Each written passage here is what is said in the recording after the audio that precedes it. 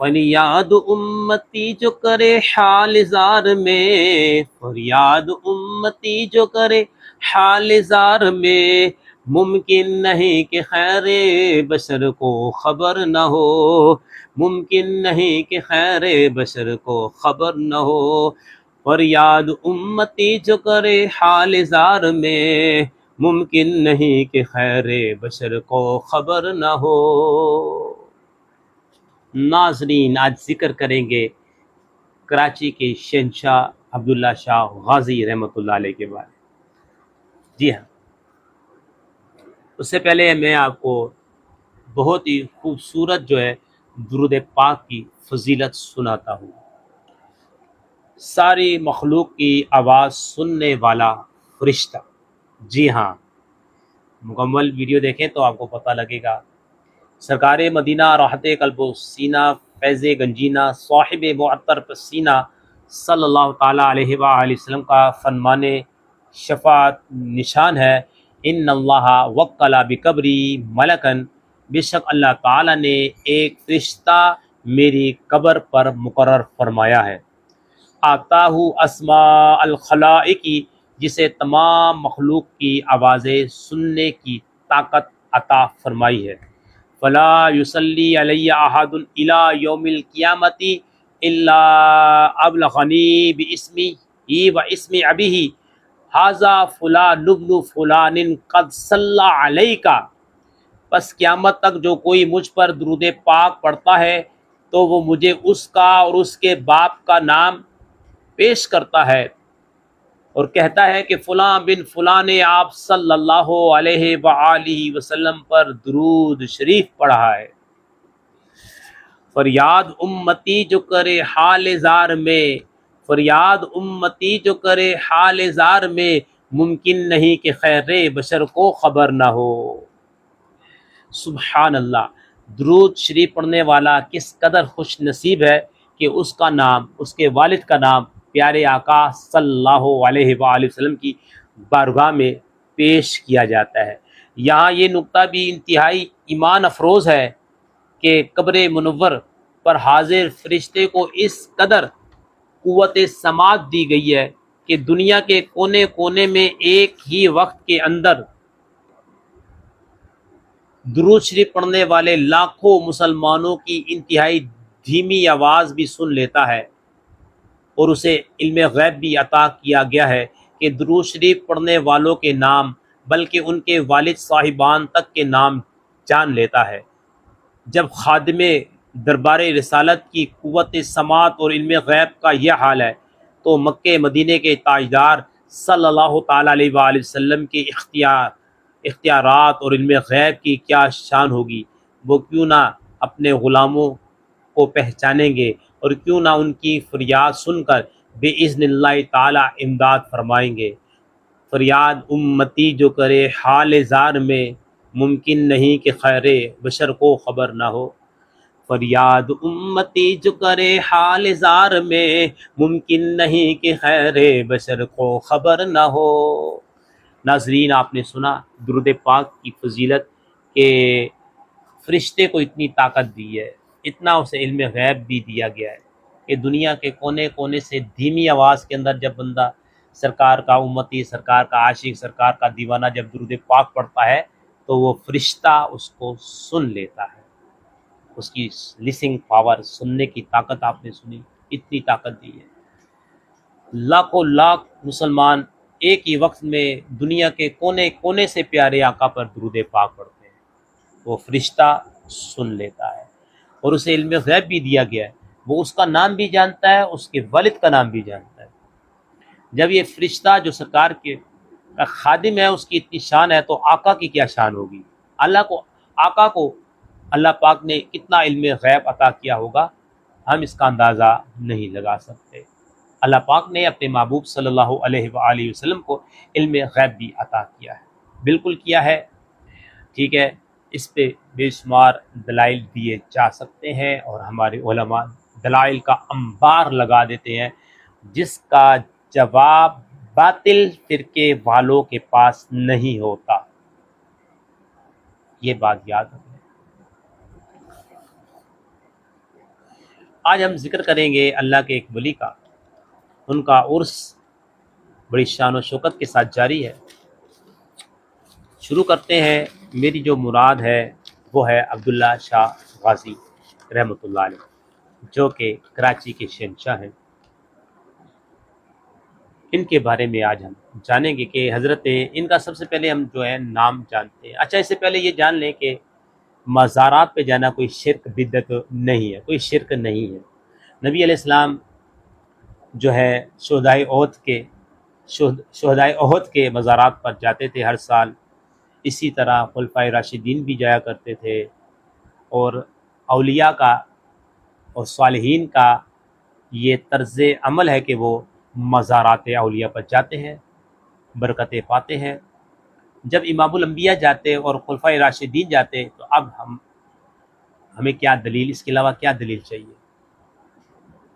جو شریعت لے کر آئے ہیں وہ خود مزارات پر جاتے، پیارے آقا جاتے، تو اس میں شرک اور بدعت والی تو بات ہو ہی نہیں سکتی۔ خلفائے راشدین، صدیق اکبر، انبیاء کے بعد بشر میں سب سے افضل ذات جو ہے ابوبکر صدیق، وہ بھی جایا کرتے تھے۔ فاروق اعظم سرکار نے فرمایا اگر میرے بعد کوئی نبی ہوتا تو عمر ہوتے۔ ایسے فہم رکھنے والے صحابی وہ بھی جا رہے ہیں۔ ذوالنورین، جو آسمانوں میں جن کا لقب مشہور ہے ذوالنورین، دو نور والے، عثمان غنی، وہ بھی جایا کرتے۔ پھر علی شیر خدا کرم اللہ تعالیٰ وجہ الکریم، اسی طرح آپ آئے تو حسن حسین، اسی طرح تبا تابعین۔ اور امام شافعی رحمۃ اللہ فرماتے ہیں اگر مجھے کوئی مسئلہ درپیش آتا تو میں امام اعظم کے مزار پر جاتا، اللہ پاک سے دعا کرتا، 2 نفل پڑھتا، اللہ سے دعا کرتا، اللہ میرا مسئلہ حل فرما دیتا۔ تو اتنے دلائل کے بعد کوئی مردود شخص ہی ہوگا جو کہے کہ مزارات پہ جانا شرک ہے، شرک ہے، شرک ہے۔ جناب اگر شرک ہے تو دنیا جہاں کے مزارات ہیں، کیا آپ انہیں گرا سکتے ہیں؟ نہیں، تو پھر اپنی بولتی بند کر لو نا۔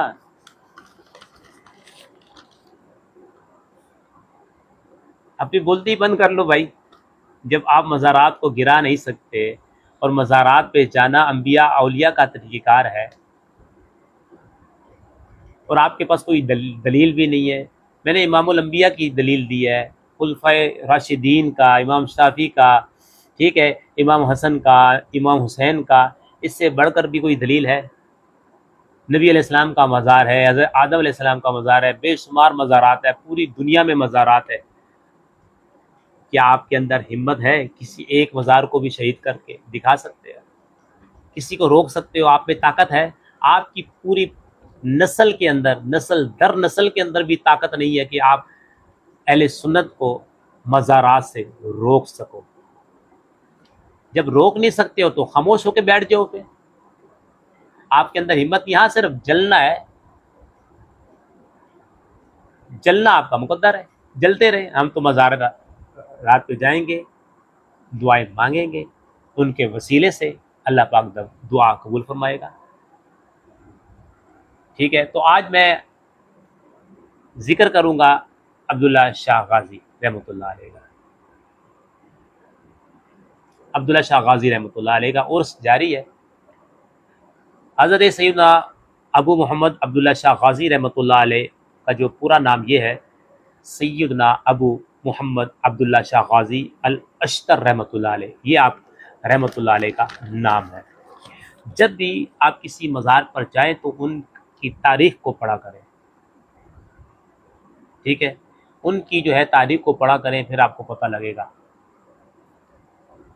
آپ کی جو پیدائش ہے، آپ کی پیدائش جو ہے واقعہ کربلا کے 37 سال بعد 98 ہجری میں مدینہ منورہ میں ہوئی۔ تو ماشاءاللہ یہ جو دل بھیج رہے ہمارے بھائی ہیں، معظم بھائی ہیں، اللہ پاک آپ کو برکتیں عطا فرمائے۔ ماشاءاللہ آپ کے والدین پر اللہ پاک رحمت نازل فرمائے، آپ کے کاروبار میں برکتیں عطا فرمائے۔ ماشاءاللہ یہ محبت کرنے والے ہیں۔ اور ہم ایسے بھی آج ایک اللہ کے عظیم ولی کا تذکرہ کر رہے ہیں۔ آپ کا عرس جاری ہے کراچی کلفٹن کے اندر، اور دعا بھی کریں گے کہ اللہ پاک جو یہ دل بھیج رہا ہے، جو لائک کر رہا ہے، ان کی بھی حاضری عبداللہ شاہ غازی رحمۃ اللہ علیہ کے مزار کی ہو جائے۔ یہ بھی عبداللہ شاہ غازی کے مزار پر آئے، ہو سکتا ہے آئے بھی ہوں۔ اگر کراچی کے ہیں تو پھر تو قریب ہی ہے، اگر کسی اور شہر سے ہیں تو اللہ پاک جو ہے ان کی بھی حاضری جو ہے عبداللہ شاہ غازی رحمۃ اللہ علیہ کے مزار پر کرتے ہیں۔ ماشاءاللہ اس سال آئیں، عرس میں آئیں، برکتیں پائیں۔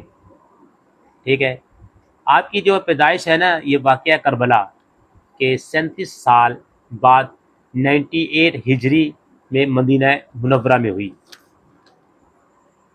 آپ کے والد گرامی کا نام کیا ہے جی؟ آپ کے والد صاحب کا نام جو ہے حضرت سید محمد نفس زکیہ، جو کہ نواسہ رسول، بہت ہی اہم بات بتانے جا رہا ہوں، نواسہ رسول امام حسن مجتبیٰ رضی اللہ تعالیٰ عنہ کے سگے پر پوتے ہیں۔ یہ ان کے جو والد ہیں نفس زکیہ، جو کہ نواسہ رسول حضرت امام حسن مجتبیٰ رضی اللہ تعالیٰ عنہ کے سگے پر پوتے ہیں۔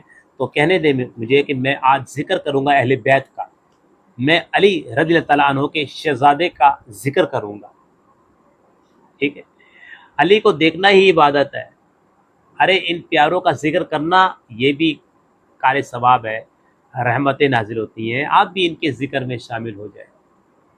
خاندان حضرت عبداللہ شاہ غازی کا تعلق اہل بیت اطہار کے گھرانے سے ہے، تو ہم ذکر کریں گے اہل بیت کا۔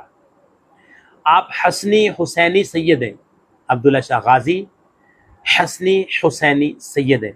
آپ کا سلسلہ نسب جو ہے 5ویں پشت میں مولا علی شیر خدا کرم اللہ تعالی وجہہ الکریم سے جا ملتا ہے۔ پورا سلسلہ نسب یوں ہے: سید عبداللہ شاہ غازی بن سید محمد ذو النفس زکیہ بن سید عبداللہ محض بن سید حسن مثنی بن سید امام حسن مجتبیٰ بن امیر المومنین حضرت مولا علی المرتضیٰ رضی اللہ عنہم۔ علی کے بیٹے کی بات کروں گا، اہل بیت اطہار کی بات کروں گا، آپ بھی اس ذکر میں شامل ہو سکتے ہیں۔ اللہ پاک آپ کو برکت عطا فرمائے۔ ماشاءاللہ ماشاءاللہ جی۔ اور آپ کا جو شمار ہے نا تابعین یا تبع تابعین میں ہوتا ہے، اتنے جو ہے یہ پرانے بزرگ ہیں، تابعین یا تبع تابعین میں آپ کا شمار ہوتا ہے۔ اور تعلیم و تربیت، آپ کی تعلیم و تربیت جو ہے نا آپ کے والد صاحب کے زیر سایہ مدینہ منورہ میں ہوئی۔ آپ علم حدیث میں ماہر تھے، بعض مصنفین نے آپ کو محدثین میں شمار کیا ہے۔ سندھ میں آپ کی کم آمد ہوئی ہے، اندرون سندھ پاکستان میں آپ رحمۃ اللہ علیہ کی آمد جو ہے 138 ہجری میں ہوئی۔ جب آپ آئے تھے مدینے سے سندھ میں تو 400 افراد کے قافلے پر مشتمل لوگوں کے ساتھ سندھ میں تشریف لائے۔ مدینے میں ولادت ہوئی ہے، تعلیم بھی وہاں حاصل کی آپ نے، اور دیکھیں علم دین پھیلانے کے لیے کہاں سے کہاں یہ آئے ہیں، علی کے اولاد میں سے۔ کیسا جذبہ تھا آپ کا تبلیغ!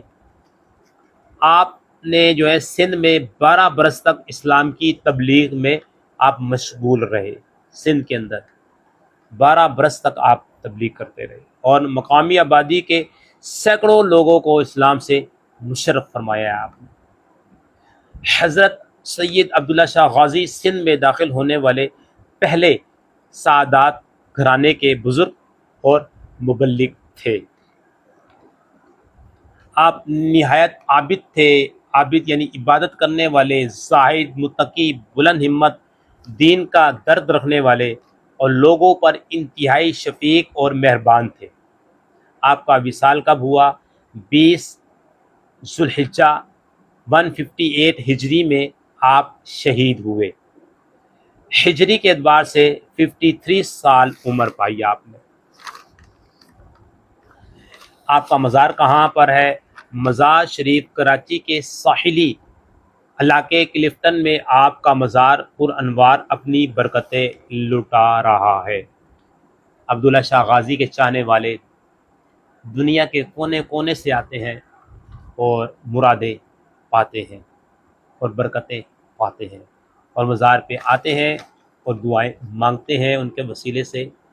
کراچی والے تو جاتے ہی ہیں، اندرون سندھ سے بھی آتے ہیں، پنجاب سے بھی آتے ہیں، پورے پاکستان سے لوگ آتے ہیں، رش لگا رہتا ہے،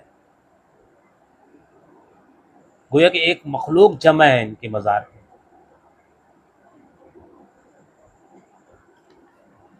سمندر کے کنارے میٹھے پانی کا چشمہ ہے۔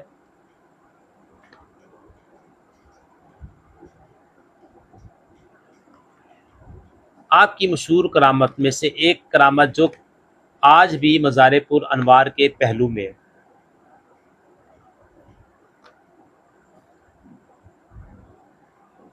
وہ یہ کہ وہ میٹھے پانی کا کنواں اس کے بارے میں مشہور ہے کہ جب آپ کو شہید کیا گیا تو آپ کے جو مریدین آپ کے مزار پر انوار کے پاس رہے کہ کہیں دشمن آپ کے جسم مبارک کو نکال کر نہ لے جائے۔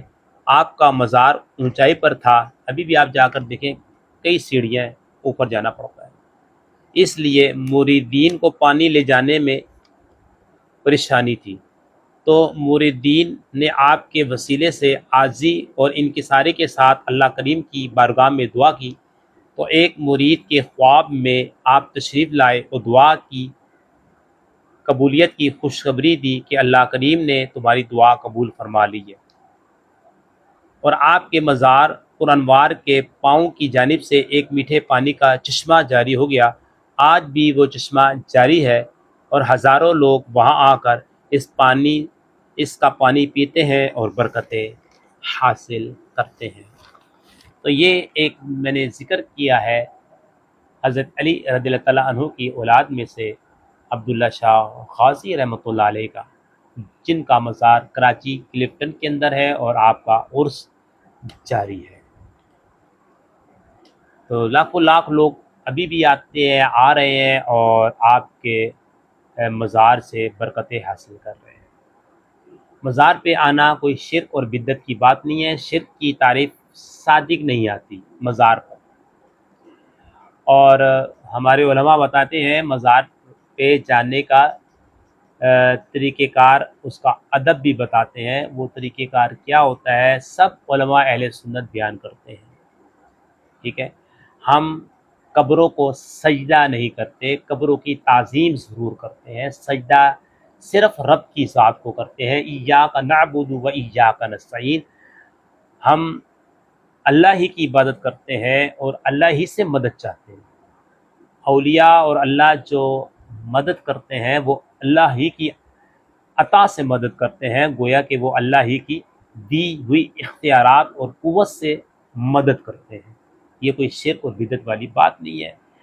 آپ چندہ پورے زمانے سے مانگتے ہیں، ہم مدد غوث پاک سے مانگتے ہیں، عبداللہ شاہ غازی رحمۃ اللہ علیہ سے مانگتے ہیں، داتا علی حجویری سے مانگتے ہیں، خواجہ معین الدین چشتی سے مانگتے ہیں۔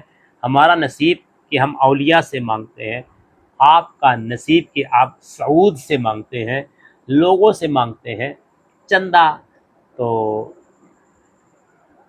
اولیاء سے مدد مانگنا، انبیاء سے مدد مانگنا کوئی شرک اور بدعت والی بات نہیں ہے، شرک اور بدعت والی بات نہیں ہے۔